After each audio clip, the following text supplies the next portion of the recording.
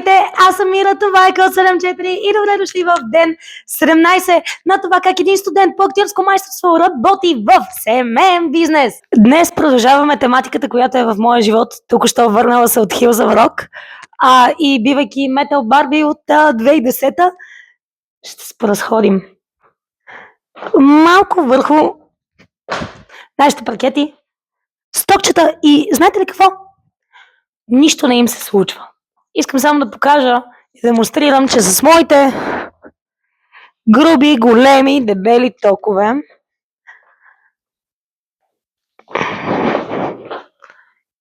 и малки разходки по паркета, нищо не се случва.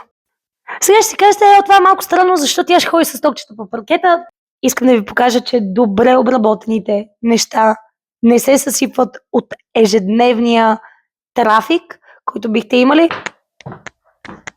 Първа жертва, нашия 3-слоен паркет.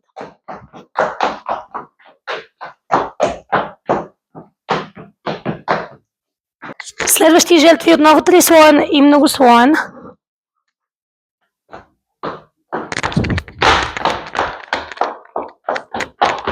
Кой би предположил?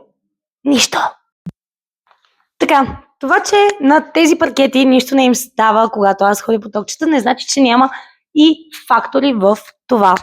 Имайте предвид този фактор, когато си купувате паркет, че вида лак ще повлияе различно на този експеримент, който тук ще направих. Колкото по-лъскав, толкова повече дръскотини. Колкото по-грубо дървото, толкова по-малко дръскотини.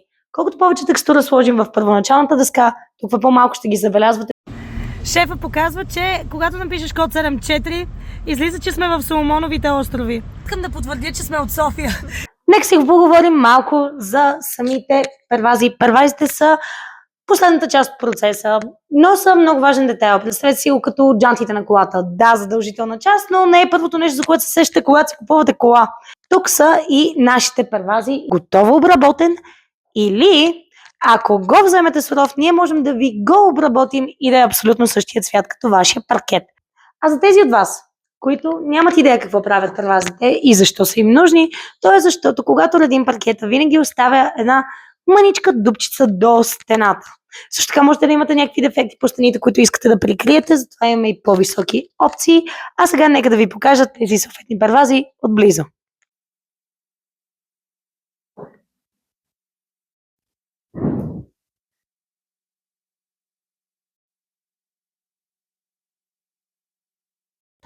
Вече сте информирани, знаете правилата, време е аз да си ходя, вие да си ходите, някой да си ходи. Аз си тръгвам първо. Чао!